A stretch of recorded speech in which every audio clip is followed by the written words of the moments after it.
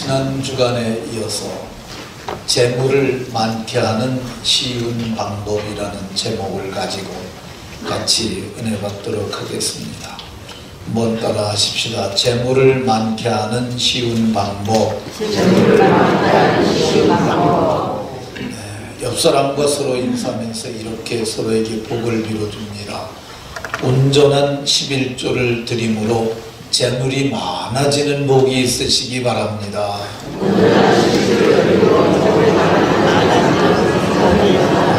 온전한 11조를 드리심으로 재물이 많아지는 복이 모두에게 있으시기를 예수님 이름으로 축원합니다.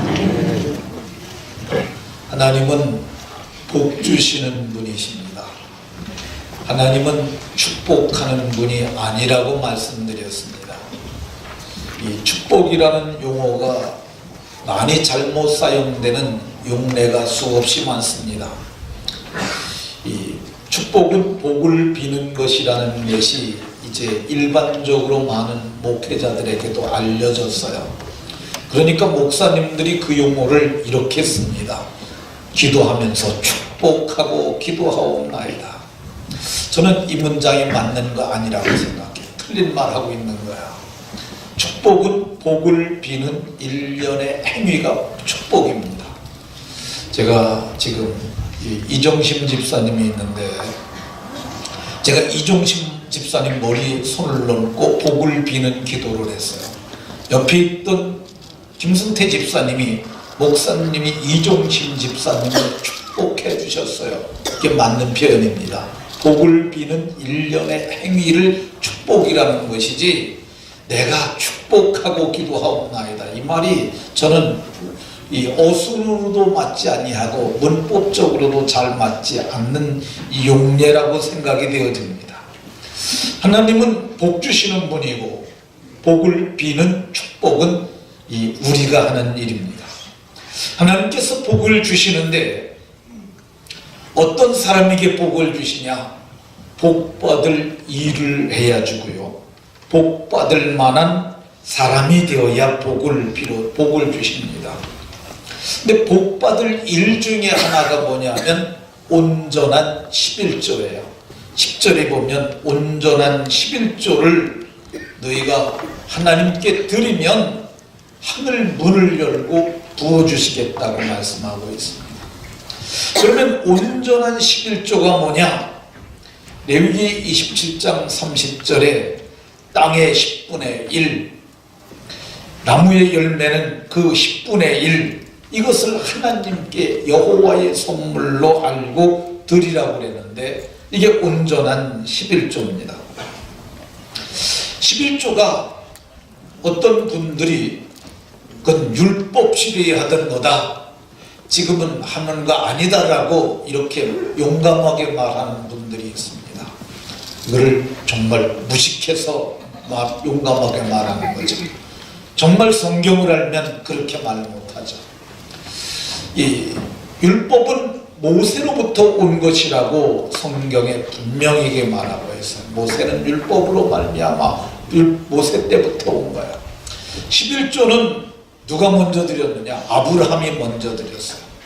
그러니까 아브라함은 모세보다도 600년 이전의 사람이에요.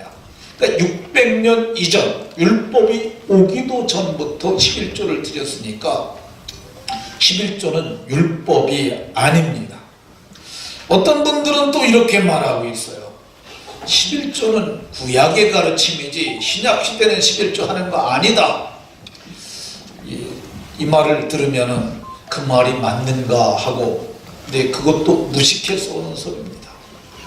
신약시대라 그러면 예수님부터 신약시대예요. 예수님이 오신 때부터. 그래서 마태복음 1장 1절 보면 아브라함의 아들 예수 그리스도의 족보부터 나오기 시작합니다. 예수님 얘기가 신약의 시작이에요. 근데 예수님이 뭐라고 말씀하셨냐? 마태복음 23장 23절에 너희가 박하와 회양과 채소의 11조는 드리되 더 중한 바 정의 긍휼 믿음은 버렸다고 이렇게 말씀하셨어요. 너희가 이것도 행하고, 이거는 박하와 회양과 근처의 11조도 드리고, 더 중요한 것 정의, 긍휼, 믿음도 버리지 말라고 말씀하셨어요. 그러니까 11조를 하는 것과 율법을 지키는 것이 어떤 것이 더 중요하냐 할 땐 율법의 비중이 커요. 그러나 어떤 걸 행해야 하느냐 할 땐 두 가지 다 행해야 한다고 예수님께서 말씀하셨어요. 그러니까 예수님이 11조라고 그랬는데, 성경이 주석하고 있는 것을 이상한 말로 뒤집어 엎는 것은 가만히 들어온 사입이나 이단들이 하는 짓이지, 개혁신앙을 가진 사람들, 말씀을 따라가는 사람들은 결코 해서는 안 될 것입니다. 왜 11조를 드려야 하느냐? 11조를 성경에 규례라고 얘기를 하고 있어요. 말라기 선지자를 통하여 말씀하시길 나의 규례, 규례는 의무로 번역이 될 수 있고요, 지켜야 할 당연한 법으로 이해될 수 있습니다. 우리나라로 얘기하면 국민의 4대 의무, 6대 의무 얘기를 하잖아요. 이와 마찬가지로 11조는 바로 규례라고 말씀하셨어요. 왜 11조를 드려야 하느냐? 11조는 내가 하나님을 사랑합니다 라는 믿음의 고백이기 때문에 드리는 거예요. 인간에게 죄와 사망을 가져온 사람이 아담과 하와예요. 그 사람이 먹는 것 때문에 실패해서 죄와 사망을 가져옵니다. 선악을 알게 하는 나무의 열매를 따먹고 남편도 먹고 둘 다 죽었어요. 영적인 죽음이 온 거죠. 근데 예수님에게도 에덴 동산에서 아담을 시험했던 마귀가 찾아옵니다. 마귀가 예수님에게 찾아와서 떡처럼 생긴 돌을 주면서 이거 떡으로 만들어서 40일 동안 굶주렸는데 배를 채우라고 이렇게 말합니다. 근데 예수님께서 사람이 떡으로 사는 것이 아니라 하나님의 입으로 나오는 모든 말씀으로 산다고, 첫사람 아담은 실패했는데 두 번째 아담 되시는, 살리는 아담 되시는 예수님이 이기십니다. 시험을 이기세요. 그리고 5장부터 산상보훈인데 예수님께서 결론을 내리세요. 물질과 하나님, 우리는 선택해야 된다고 얘기를 합니다. 두 주인을 절대 섬길 수 없다고 말해요. 물질과 하나님 중에 하나를 선택하라고 얘기를 하고 있습니다. 근데 우리가 물질을 섬기는 동안 우리는 물질의 종이 되고요, 재물의 종이 되고요, 그리고 하나님을 믿는 신앙은 형편없어지게 타락하고 맙니다. 근데 하나님을 섬기게 되면은요, 재물이 우리의 종이 되는 거야. 재물을 우리가 짓밟고 다스리며 살 수 있기 때문에 하나님께서 이렇게 물질과 하나님, 재물과 하나님 둘 중에 하나를 선택하라고 말씀하고 있어요. 그러니까 우리가 이 11조를 드리는 것은 내가 물질을 섬기지 않고 하나님만 섬깁니다라는 믿음의 고백으로 드리는 거야. 그래서 11조는 자랑할 것도 없고, 그거 조금 드렸다고 의기소침할 것도 없어요. 많거나 적거나 소득의 10의 1조를 드리는 겁니다. 왜 11조를 드려야 하느냐? 하나님께서는 말씀하시길 11조를 드리지 않는 것은 내 것을 도둑질하는 것과 마찬가지라고 말씀하세요. 내 모든 것이 다 내 것인데 너희에게 사는 날 동안 쓰라고 주었는데 그 중에 10분의 1은 내 것이라고 말했음에도 불구하고 내 것을 내게 주지 않는 것은 너네들이 도둑질하는 것이라고 말씀하셨어요.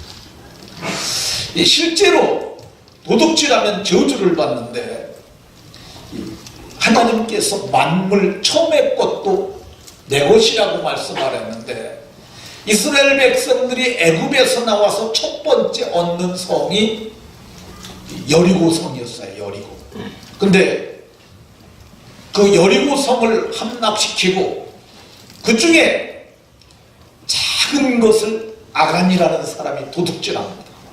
그래서 아간이 그걸 하나님의 곳간에 드리라고 말씀하셨는데 그걸 도둑질해서 결국은 그가 저주를 받아 아골 골짜기에 돌무덤 속에 지금도 있습니다. 그러니까 하나님이 도둑질하지 말라고 합니다. 왜 11조 해야 하느냐? 그것이 하나님의 집의 양식이기 때문에 그렇습니다. 그러니까 하나님의 집에 양식이 있어야 하나님의 일을 하는 사람들이 그걸 먹고 살기 때문입니다. 이스라엘 12지파에겐 땅을 주셨는데 한 지파, 레위지파에게만 땅을 주지 않았어요. 레위지파는 땅이 없어요. 그럼 뭘 먹고 사느냐? 성전에서 나는 걸 먹고 사는 거죠. 그게 11조와 봉헌물이에요. 오늘날 한국교회도 11조 드리지 않으면요, 한국교회 무너집니다. 제가 지난 주간에도 말했는데 우리 교회 부목사 임춘선 목사에게 6개월 동안만 사례비 주지 않으면 6개월 못 버틸 것 같아요. 한 3개월 정도 되면 그냥 어느 날 갑자기 없어질 것 같아요. 성경에도 보게 되면 이 사사기 17장에 11조 안 하던 시대예요. 성전에서 먹고 살 게 없으니까 레위지파 한 사람이 단 지파가 사는 데까지 그가 왔던 것을 볼 수 있어요. 너 어디서 왔냐 그랬더니 나는 유다 베들레헴의 레위인으로서 거류할 곳을 찾으러 가노라. 성전에서 먹을 게 없으니까 나 먹고 살려고 이제 딴 곳에 가서 기반 잡으려고 해 탄다고 얘기를 할 수 있습니다. 왜 그러느냐? 저들이 11조 드리지 않았기 때문입니다. 그러면 왜 11조를 못할까? 11조 하지 못하는 이유가 어떤 이유겠습니까? 11조를 하지 않는 이유는 그것이 내 것이라고 생각하기 때문에 그렇습니다. 11조를 하나님은 분명히 내 것이라고 얘기를 합니다. 오늘 8절에도 나의 것이라고 말씀하시고 이 10절에도 나의 집에 양식이 있게 하라고 하나님은 내 것이라고 얘기를 하지만 많은 사람들이 그거 내 거라고 생각합니다. 내가 자연스럽게 내가 노력해서 번 것이니까 내 것이라고 얘기를 해요. 근데 사실 우리가 세상에 올 때 동전 한 입이라도 들고 나오시는 분들이 있습니까? 엄마 뱃속에서 나올 때 100원짜리 동전 하나라도 가지고 나온 분이 있어요. 그런 사람이 있으세요? 아무도 없지 않습니까? 요번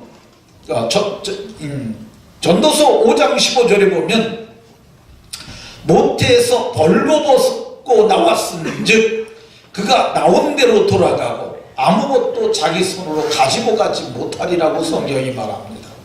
우리가 나오니까 다 있었던 거야. 내가 살고 있는 땅, 살고 있는 집, 그 모든 산물들도 내가 오니까 있었던 거야. 우리는 땅을 사면은 소유권 이전 등기하잖아요. 근데 그거 영혼토록 가지고 있는 사람이 있습니까? 그 이전에, 내 이전에 또 다른 사람이 갖고 있었고 또 다른 사람이, 우리는 잠시 사용하고 가는 거야. 그러니까 사용하고 가는데 그 이전에 하나님께서 우리에게, 사람들에게 그걸 주신 것을 우리가 돌아가면서 사용하고 있는 거야.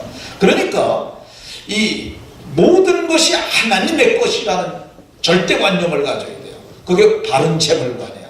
나는 세상에 아무것도 가지고 온 것이 없는데 하나님이 내게 사는 날 동안 쓰라고 맡긴 것이다. 그리고 이거 원래 하나님의 것인데 하나님께 드리는 게 맞다라는 이 바른 재물관을 갖고 살게 되면은 우리가 11조 드리는 것이 하등에 어려울 것이 없습니다. 그러면 11조를 넣으면 어떤 복을 주실까? 11조 하면 어떤 복 주실까? 이 10절에 보면 이 하늘 문을 열고, 하늘 문을 열고, 하늘에 문이 있다고 얘기를 해요. 쌓을 곳이 없도록 내게 복을 부어주시겠다고 말씀하고 있어요. 하나님께서 이거 못 믿겠으면 나를 시험해 보라고 말해요. 하나님을 시험하지 말라고 그러세요. 근데 단 한 번 성경에 너네들이 나를 시험해서 내가 정말 복을 붓나 안 붓나 시험해 보라고 얘기를 해요. 그러면 내가 하늘 문을 열고 정말로 부어줄 것이라고 얘기를 해요. 성경에 하늘 문이 열렸던 기록이 몇 번 나와요. 그 중에 하나가 광야에서 40년 동안 먹을 것이 없을 때 하나님이 하늘의 문을 여시고 만나를 비같이 내려서 저들에게 먹이셨어요. 하나님께서 재물도 하늘의 문을 열고 부어주시겠다고 말씀하고 있어요. 이 말이 악착같이 노력해서 성실함으로 얻는 소득을 얘기하는 게 아닙니다. 우리가 직장 다닐 수 있어요. 김승태 집사님 직장 다니실 수 있죠. 한 달에 500만 원씩 받는다고 치십시다. 500만 원씩 계속 이렇게 받는 거, 그거 하늘문을 열고 부어주시는 걸까요? 아닐까요? 그냥 그건 노력해서 얻는 거예요. 부어주시는 것은 상상을 초월하는 경험이에요. 부어주는 것은 기적이에요. 하늘의 문을 열고 부어주는 것을 경험할 수 있도록 하나님께서 은혜를 베푸시겠다는 거예요. 11조 드리면은 너희 열매가 기한전에 떨어지지 않고 다 열매 맺게 해주시겠다고 말씀하시고, 열매가 기한전에 떨어지면은요 정말 마음이 아픕니다. 우리나라가 먹고 살기 힘들었던 때가 있었습니다. 50년대, 60년대, 70년대까지 먹기 살기 힘들었어요.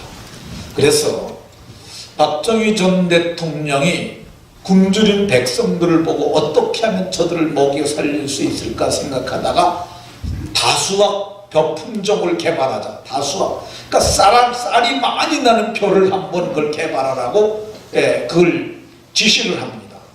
근데 우리나라는 1모작밖에 안 되잖아요. 1년에 벼 한 번밖에 못 심잖아요.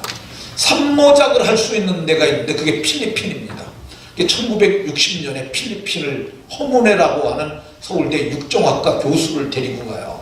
그래가지고 거기 가서 통일벼라는 벼를 개발합니다. 그게 IR 667이라고도 부르는데, 그게 이 보통 모를 심을 때 서너 개를 심습니다. 많게는 5-6개도 심어요. 근데 거기는 3개만 심어도 이 가지를 치는 것을 분홀이라고 그래요. 근데 이 분홀을 해서 이 통일벼는 이게 한 포기가 한 움큼이 됩니다. 그러니까 이삭이 많이 나오는 거예요. 그리고 쌀이 많이 달리는데, 벼알이 많이 달리는데 일반적으로 90개에서 110개 일반 벼 품종이 달리는데 이거는 많이 달리는 건 150개씩 달려요. 그러니 얼마나 이게 많이 달리는 겁니까? 근데 이게 문제가 하나 있어요. 떨어지는 거야. 벼를 별 적에 이 벼를 벼는 패턴이 왼손으로 이렇게 잡고 그 다음에 팔을 한번 휘두릅니다. 이 벼베는 식이 이렇게 돼 있어요. 그래가지고 나수를 이렇게 있는데 한 번 휘둘리면 절반이 떨어져 나가요. 그런데다가 벼를 베면은 그 곡물이 좀 마를 때까지 논에다 건조를 시키거나 아니면 단으로 묶어서 바깥으로 끌어냅니다. 근데 이걸 논바닥에 내놓잖아요. 이틀만 지나고 보면은 알갱이가 노랗게 떨어져 있어요.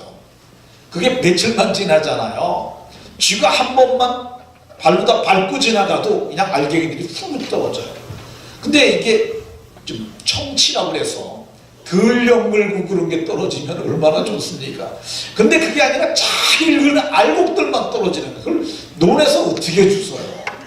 그래서 그게 다수학 품종이긴 하지만은 그게 이제 종묘에서 없어지게 되는데, 그때 당시에는 이거를 동전회까지 50원짜리 동전회까지 그걸 넣었어요. 저게 통일벼라고 하는 벼입니다. 근데 성경이 말하길 너희가 기한전에 떨어지지 않고 다 열매 맺게 하겠다고 얘기해요. 우리가 마음에 작정한 것 다 이루게 하시겠다고 말씀합니다. 11절을 하면은 땅이 아름다워지게 하시겠다고 말씀드려요. 박토를 사도 그 땅이 아름다워지게 하시고, 그것이 자갈밭이랄지라도 산물을 많이 생산하는 땅으로 바뀌고 환경을 바꿔주는 그 복을 주시겠다고 말씀합니다. 정말 하나님이 복을 주실까? 어떻게 하나님이 알고, 내가 그 수많은 믿는 기독교인들 중에서 행전교에서 그 한 성도가 한 것을 어떻게 하나님께서 알고 그걸 복을 부어주실까? 시편 147편에 보면 하나님이 자기를 이렇게 말씀합니다. 자기를 계시하기를 별들의 수요를 세고 그 이름대로 다 부르는 분이라고 얘기를 해요.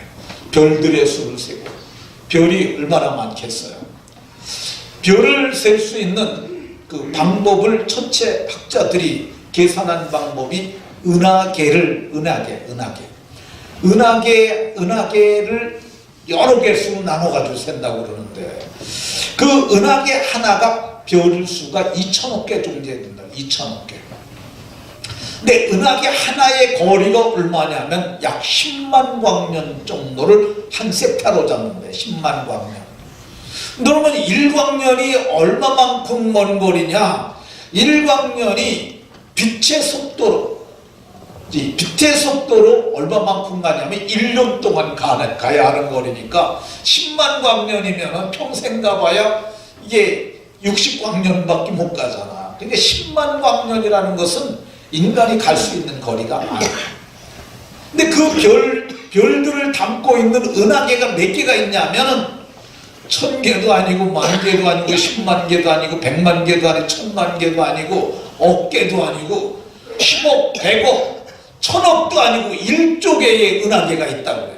그러니까 그 천체가 얼마나 큰 거야. 근데 하나님이 그 별들의 수요를 다 세시고 그 이름도 부르시는 분이기 때문에 그분이 아시고 기억하시고 복 주실 줄로 믿으시기 바랍니다. 그럼 11조를 드리면 정말 복을 받을까? 제가 복받은 민족을 예를 들어서 말씀드리겠습니다. 대표적으로 11조에서 복받은 민족은 유태인들입니다. 유태인들은 인구가 그리 많지 않습니다. 다 합쳐봐도 아마 3천만 정도도 안 될 겁니다. 유태인들은 우리나라 숫자보다 더 죽어요. 근데 세계 경제를 쥐고 있는 사람들이 유태인들입니다. 근데 유태인들이 돈 되는 거는 그분들을 다 잡고 있어요. 하나는 은행. 은행은 돈 벌지 않습니까? 그냥 돈 받아서 맡아가지고 또 돈 빌려주고 그 차익을 그 사람들이 챙기잖아요. 은행은 정상적으로 운영되면 절대 망하지 않습니다. 은행은 앞으로도 계속 잘 될 거예요. 마르지 않냐는 셈처럼 은행이 잘 된다. 근데 유태인들이 세계 금융가를 잡고 있습니다. 두 번째 유태인들이 잡고 있는 게 뭐냐? 에너지입니다. 에너지. 기름. 그러니까 북한을 항복시키는 아주 가장 쉬운 방법이 하나 있는데 중국에서 넘어가는 송유관만 잠그면은 그거 북한 금세 행복한다고 얘기를 해요. 근데 그거 한번 잠그게 되면 그 찍기가 거기 끼게 되면은 관을 갈아야 된대요. 그래서 못 잠그고 있어요. 그래서 조금씩 내보내자는 얘기도 있고 그런데 이 에너지가 굉장히 무서운 거예요.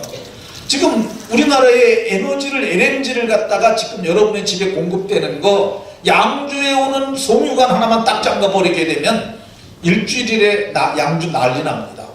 뭐 얼어 죽는 분부터 시작해서 못 먹어서 죽는 사람.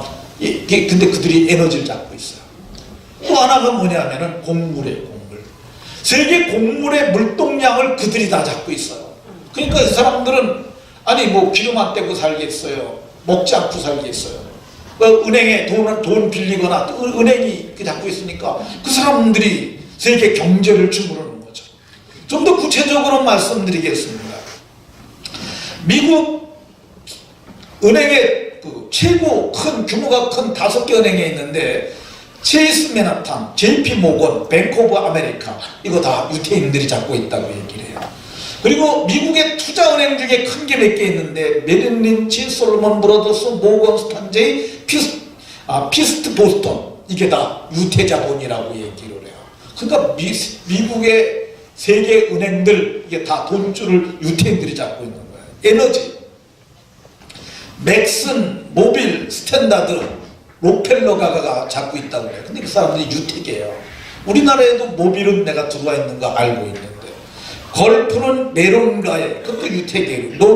로열 더치셀 그리고 텍사코 그 브리티시 페트로리움 이거 다 영국계 이거 기름들이에요. 근데 이거 다 유태인들이 잡고 있다고 해요. 곡물을 세계로 수출하는 나라가 몇 개국이 있는데 미국, 캐나다, 아르헨티나 그리고 호주 이 나라들은 곡물을 매년 세계로 수출하는 나라인데 이 곡물을 수출하는 5개의 메이저 회사가 있는데 그 중에서 컨티넨탈 그레인, 카길, 루스트레픽스 이거는 다 유태인들이 잡고 있다고 그래요. 근데 미국의 곡물 시장의 85%를 컨티넨탈 그레인과 카길사 두 회사가 다 잡고 있다고 그래요. 그러니까 곡물을 다 잡고 있으니까 이 사람들이 벌어들이는 수익이 아마 상상을 초월할 것이라고 생각이 되어집니다. 근데 11조에서 복받은 나라가 또 하나 있는데 그게 대한민국입니다. 우리나라하고 북한하고는 대비되는 나라잖아요. 이 휴전선이라는 전선 하나밖에 없어요. 남한은 나라가 정치적으로 굉장히 지금도 혼란스럽습니다. 북한은 단일 지도 체제예요. 3대에 걸쳐 갖고 난리 한 번 안 나고 평안하게 잘 살고 있습니다. 근데 그 경제력의 차이는 상상을 초월하죠. 북한은 악착같이 벌어서 자기네들 다 먹고 사는데도 먹고 살기 힘든데, 반면에 우리나라는 정말 상상을 초월하게 잘 살고 있습니다. 1961년에 5.16이 일어났는데, 그때 박정희 전 대통령이 필리핀을 갔는데, 필리핀이 우리나라보다 굉장히 잘 살았다고 그래요. 그때 당시에 GDP가 한국이 78달러, 필리핀 584달러, 일본이 647달러. 그러니까 일본하고 필리핀하고 따지면은 100달러도 차이가 나지 않을 정도로 필리핀이 잘 살았다고 해요.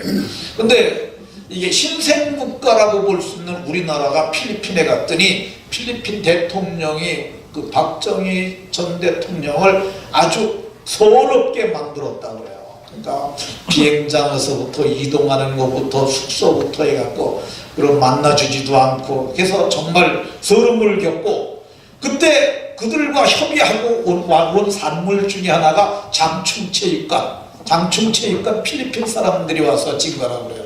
장충체육관 서울에 가면 있지 않습니까? 그게 예산 9,200만 원 들여가지고 3,293제곱미터에 되는데 그거 필리핀 회사가 와서 건설한 것이라고 얘기를 합니다. 근데 그때 필리핀은 우리나라보다 8배 정도 잘 살았는데, 지금은 어떻게 하냐? 필리핀은 약 60년 만에 3,000불 정도, 그래서 6배 정도 GDP가 성장했어요. 우리는 얼마 정도 성장했느냐? 약 60여 년 동안 384배, 78달러에서 금년 넘어가면 3만 불 한다고 하죠. 3만 불. 3만 불이 선진국의 경계선인데, 그래서 우리가 3만 불로 넘어간다고 합니다. 우리나라가 왜 이렇게 재물의 복을 많이 받았느냐? 11조 드렸기 때문에 그렇습니다. 특별히 70년대, 80년대 11조 많이 들었어요. 그러니까 어려운 성도들에게 교회에서 이렇게 가르쳤습니다. 부유하게 살기를 원한다면 11조 드려라. 요즘은 11조 잘 안 드리는 젊은이들이 꽤 많습니다. 어떤 목사들은 어렵게 살면서 뭘 11조를 드리느냐 이렇게 말하는 목사들도 있어요. 우리 교회도 전임자 중에 있었어요. 그 목사들 중에. 그러니까 11조를 그렇게 얘기를 하니까 요즘에는 젊은이들이 삶이 공고해지는 겁니다. 이 11조를 드리게 되면 하나님이 복을 주시는데, 나라가 쌈박질을 해도 성장을 합니다. 우리나라 정말 쌈박질 무지무지하게 하는 나라입니다. 세계에 이렇게 쌈박질하는 나라는 없어요. 그냥 정권이 바뀔 때마다 노무현 대통령 자살하시는 것은 그는 이명박 정부가 그를 심하게 압박했기 때문에 그렇습니다. 지금 또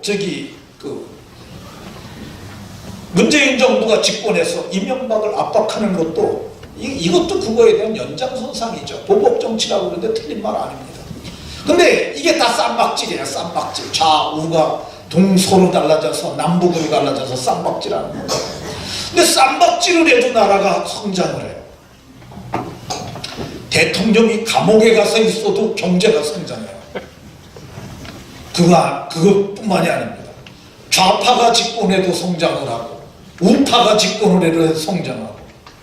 참으로 희한한 것 중에 하나는 큰 기업에, 우리나라 최대 기업의 총수가 감옥에 가 있잖아요 지금. 근데도 그 회사가 사상 최대의 수익을 올렸다고 그래요 지난해. 그러니 이게 이상한 거 아니에요. 아니 대통령이 감옥에 가도 쌈박질을 그렇게 해도 그래도 경제가 성장하는데 그 이유가 뭐겠어요? 하나님이 복 주시는 거야. 하나님이 복 주시니까 이런 일이 일어나는 줄로 믿으시기 바랍니다. 11조에서 복받은 사람 수없이 많은데 우리 교회에도 상당히 여러 부분들이 이렇게 재정적으로 안성장하고 안정을 가져왔어요. 네, 우리 교회 이원호 장로님 얘기하겠습니다. 우리 교회 9년 전에 등록하셨고 금년이 10년 차세요. 등록하시고 나서 신방을 이제 하려고 했더니 신방을 더 있다 하시겠다고요. 여러 달이 지나도 안 되니까 제가 어느 날 권사님한테 물었어요. 뭔 일이 있어서 신방을 못 받으십니까? 그랬더니 권사님이 그러세요. 우리 원룸 살아요. 이 장로님이 그때 여러 가지 문제점으로 해서 빚잔치하고 원룸 살았어요. 그러니까 너무너무 힘드니까 거기는 차마 안 되겠다고, 우리가 좀 변변한 거라도 마련하면 그때 신방 받겠다고 그래서 했어요. 근데 이분들이 우리 교회에 와가지고요, 날마다 교회 나왔어요. 새벽 기도 한 번도 안 빠지시고, 그리고 주일날 주일 오후 예배 잘 들으시고, 그리고 말씀을 사모해서 제가 전하는 말을 하나님의 말로 받고 그분들이 철저하게 교육과 훈련까지 받았어요. 그분은 뭐 장로님, 권사님 다 되신 분들이니까 뭐 양육 훈련 안 받아도 되잖아요. 근데 그때 당시는 양육 12주 했고요, 제자대학 1학기 12주 했고 다 했어요. 그분이 부부가 다 앉아가지고 일하다가 힘든데도 헐레벌떡 와가지고 숙제를 못하고 오시는 날이 있음에도 불구하고 그래도 와서 앉아서 그 말, 제가 전하는 말을 들었어요. 근데 3년쯤 전에 권사님이 저한테 얘기를 했어요. 목사님, 저희가요 옛날에 빚잔치 다 끝났는데 그래도 장로 가정에서 그거 떼먹었다는 소리 듣기 싫어서 오라고 그래가지고 약 6천만 원 정도 나머지 다 갚아줬다고 그래요. 땅도 샀고 집도 샀고, 그리고 지난해인지 지지난해인지 앞에 있는 텃밭도 샀고, 그리고 지금은 뭐 어떤지는 몰라도 얼마나 돈을 많이 벌으셔서 장막 안 하셨는지는 모르지만 어쨌든 재물이 많이 좋아지셨어요. 넉넉해지셨어요. 그래서 좋은 차도 있으시고 좋은 집도 있으시고, 그래서 하나님께서 그 가정에 복을 주셨다고 저는 믿습니다. 여러분들도 멀리 있지 않잖아요. 우리 교회에서 지금 11조를 제일 많이 드리는지 모릅니다. 또 다른 분이 더 많이 드리는 분이 있는지 모르겠는데 아마 몇 손가락 안에 들 것 같은 생각이 드는데, 이렇게 하게 되면 하나님께서 복 주실 줄로 믿으시기 바랍니다. 북한 보세요. 북한. 남한은 이렇게 잘 사는데 북한은 휴전산안하잖아요. 세계가 다 보고 있잖아요. 이렇게 대비되는 나라가 어디 있습니까? 북한은 이 금년도에 무슨 일이 일어날지도 모릅니다. 북한은 지금 핵폭탄 만들어 놓고 수소폭탄 만들어 놓고 지금 자기 책상 위에 이거 스위치 있다고 으름장 놓고 있는데, 이것이 복이 될는지 화가 될는지 제가 보기엔 화가 될 가능성이 굉장히 많다고 생각합니다. 지금 지금 평화 모드가 있잖아요. 평창올림픽 하면서 요거 끝나자마자 우리나라는 냉각되기 시작할 겁니다. 그러게 되면은 무슨 일이 일어날지도 몰라요. 지금 북한은 데드라인 넘었잖아요. 이 국제가 정한 데드라인을 이미 넘었어요. 그렇기 때문에 저기들에게 압박과 제재하는 수단을 쓰고 있어요. 근데 북한이 여기에 동조하지 아니하고 핵 폐기해라, 그 대신 아마 돈을 줄 거야. 협상하자는데 거기도 안 나오잖아요. 그리고 폐기하겠느냐라고 물어보면 우린 절대 폐기하지 않겠다고, 보유국 되겠다고 그래요. 그러면은 방법이 많잖아요.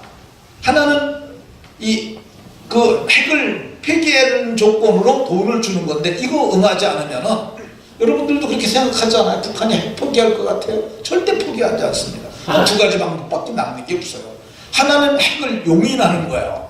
북한이 미국이 국제사회가 핵보유국으로 인정하자 이렇게 하게 되면 우리는 그러면 핵 그늘 아래 살게 되니까 그 핵을 피할 수 있는 우산이 필요하잖아요. 그 핵 우산이 우리는 핵을 만들지는 못하게 할 가능성이 많으니까 그 전술핵을 들여오는 거야. 미국에 있는 핵폭탄 우리나라에다 몇 개 갖다 놓는 거죠. 그럼 일본이 가만히 있겠어? 일본이 북한의 핵보유국 됐으면 일본이 우리도 만들어둬야 되겠다고 만들 거 아니에요. 그러니까 그러니까 일본만 만들겠어요? 세계 여러 나라들이 북한도 만들었는데 우리도 만들겠다고 하면 못 막아요. 못 막아. 그러니까 북한이 핵을 폐기하게끔 해야 되는데 말로 해서 안 되면 결국은 때리는 수밖에 없죠. 남북한의 전쟁이라 미국과 북한의 전쟁이 일어날 확률은 엄청나게 높습니다. 얼마만큼 높다고 보냐면 최소한 50%가 좀 넘다고 봐요. 그래서 이번에 이 미국 주한 미국 대사가 지금 1년째 공석인데 북한의 내부적으로 미국 내에서 네가 부임하게 되는 한국에서 우리가 코피 전략이라고 그래가지고 북한에 코피 나가게 하게 해서 코피는 약간 상처만 줘갖고 한국시키겠다는 건데 그거 하겠다 그랬더니 비터 차가 나는 그거 반대한다 그러니까 결국은 그 임명하지 않았잖아. 근데 아마도 불안간에 아마 어쩌면 미국이 북한을 때릴 확률이 높습니다. 아니면 이 상태로 계속 가기는 쉽지 않아요. 분명히 이제는 끝이 끝까지 왔잖아요. 어떤 결과가 나올 수밖에 없어요. 그게 금년입니다. 금년. 그래서 제가 여러분들에게 쌀 2푸대씩은 사다 놓으라 그러는 게 아니 그렇잖아요. 쌀 2푸대씩은 사다 놔야 그래도 뭐 때리고 그러면 한 2달을 먹고 살잖아요. 아껴 먹어서 2달. 그리고 물도 집에서 이게 물병 있잖아요. 이마트에다 주문하니까 우리 갖다 주더라고. 제가 우리 집 사람한테 얘기를 했습니다. 이거 물통을 사다가 물을 담아놓는 방법도 생각을 해봤는데 그는 수돗물 담아놓으면 그러니까 그거 말고 페트병에 든 거 생으로 들 수 있는 거 그래서 우리 6개 사다 놨는데 제가 보니까 좀 부족한 거 같아서 좀 더 사오려고 그래요. 아니 그래봐야 그거 몇만 원 밖에 더 돼. 10만 원이면 우리가 다 준비할 수 있잖아요. 아니 그거를 안 먹는 게 좋은 거예요. 그렇지만은 우리나라 지금 정황이 그렇지 않습니까? 어쨌든 이게 만약에 코필 전략이라고 그러지만 코피 나게 하게 해서 이왕 때리는 김에 등뼈를 부러뜨리지. 아니 그렇잖아요. 어차피 시작된 거라면 제가 미국의 대통령이라고 그럴까요? 코피를 터뜨릴 정도로 끝내지 않을 거라고 생각해요. 그렇게 되면은 어쩌면 그게 통일이 올지도 모르죠. 어쨌든 지금 제가 얼마 전에 뉴스로 들은 건데요. 이거 얘기가 조금 3000% 빠져가지고 얘기를 하고 무슨 얘기를 제가 들었느냐면 뉴스에서 났는데 미국하고 중국하고 하나의 조약을 맺었어요. 그게 뭐냐면 북한을 미국군이 점령하면은 한 달 이내는 반드시 철수를 해라. 근데 그거 뉴스를 제가 찾아봤는데 안 나오더라고요. 근데 제가 뉴스로 들었어요. 이걸 텔레비를 통해서. 그게 뭘 얘기를 하는 거예요. 중국도 핵폭탄을 북한을 만류해도 안 되니까 니네들 때리는 건 좋은데 점령을 하더라도 한 달 이내는 빼라. 군대 빼라는 거죠. 그러니까 우리나라는 지금 너무 이렇게 자꾸 이게 전쟁 위협적인 말을 하게 되면 나라가 혼동스러우니까 말을 못 하는데 우리가 상식적으로 생각해 보면은 이 나라가 굉장히 위험스럽습니다. 어쨌든 그렇게 위험 지경에 있으면서도 우리나라는 계속 성장하고 있으니 이것이 기적이라고 생각이 되어집니다. 왜 그럴까? 하나님이 복 주시니까. 창세기 31장 41절에 보면은 야곱이 부자 된 얘기가 나옵니다. 외삼촌 집에서 14년 동안 머슴살이에요. 그리고 6년 동안은 외삼촌 집에서 자기를 위해서 머슴살이 합니다. 그때는 좀 성격이 달라요. 풋값 받고 오는데 외삼촌이 풋값을 몇 번이나 뒤집었냐? 10번이나 뒤집었어요. 10번을 뒤집었음에도 불구하고 내용이 어떻게 되느냐면요. 나 이제 집으로 갈게요 그랬더니 외삼촌이 그러지 말고 내 양 좀 더 쳐줘라. 그럼 나도 먹고 살아야 되잖아요. 그냥 나하고 그러면 그 조약을 맺자고 그래요. 그래서 한 게 뭐냐면 양들 중에서 전박이는 다 빼고 하얀 놈만 야곱에게는 있어. 지금부터 전박이 나는 건 다 내 거 해요. 그래서 이 삼촌하고 계약을 맺습니다. 근데 그때부터 실한 놈들은 다 전박이로 나오는 거예요. 그러니까 야곱이 보고 있다. 얼마 만에 보니까 이게 하얀 놈은 안 나오고 다 전박이가 무수하게 많으니까 이걸 네 전박이 빼라. 이제부터 전박이라는 거 내 거 하자. 그걸 10번을 바꿨다는 거야. 그럼에도 불구하고 하나님께서 그에게 복을 주시니까 마침내 거부가 돼서 창세기 31장 1절에 보면 마침내 거부가 됩니다. 개역성경에 그렇게 기록하고 있어요. 마침내 거부가 되었는데 얼마만큼 거부가 됐느냐? 자기 형 에서가 자기를 치러 오는데 자기가 예물로만 형 미안해요 그래서 내놓은 게 오늘날 현재 재화로 계산하면 약 6억 정도 됩니다. 그 정도로 야곱이 부자가 됐어요. 말씀을 마치도록 하겠습니다. 11조를 하면 복 주신다는 것은 제가 말하는 게 아니에요. 하나님이 말씀하시는 겁니다. 하나님은 별들의 수요를 세시고 그 이름들을 다 부르실 수 있는 전지하신 분이고 천지를 창조하시고 우주를 창조하신 전능하신 분이세요. 그분이 우리에게 말씀하세요. 너네들이 나를 사랑한다는 걸 보여줘라. 네가 믿음으로 산다는 것만 보여줘라. 하나님이 그냥 재물을 못 주시는 이유가 뭐냐면 믿음 없는 그들에게 돈을 주면 사고 칠 것 같으니까 못 주시는 거야. 근데 너희들이 믿음으로만 보여주게 되면 하나님께서 하늘문을 열고 푸시겠다고 말씀합니다.